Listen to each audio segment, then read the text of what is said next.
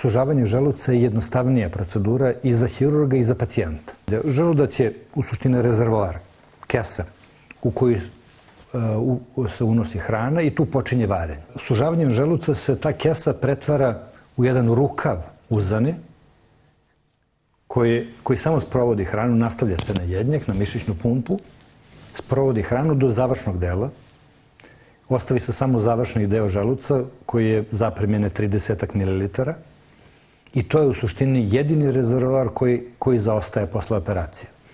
Prema tome, efekat te operacije je smanjenje rezervoara. Znači, umjesto da je to jedna velika kesa u kojoj može da stane dosta hrane, stane samo nekoliko zalogaja.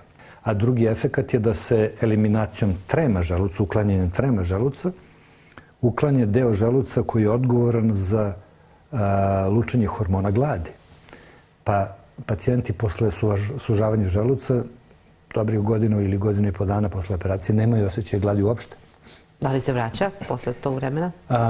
Vraća se osjećaj gladi posle tog vremena, ali upravo taj prvi period od godinu dana, period koji treba da se iskoristi, da se smanji, da se redukuje telesna masa na ono što za svakog pacijenta predstavlja optimum. Posle tih godinu dana se organizam adaptira po više različitih osnova. Vraća se osjećaj gladi, neurohumoralno se adaptira se kad je u pitanju potrošnje energije i posle godinu dana se otprilike dostiže plato. Znači, cilj prvih godinu dana je da se redukuje telesna masa, a posle godinu dana kad se vrati osjećaj gladi je cilj da se ta telesna masa održi kroz duži vremenski period.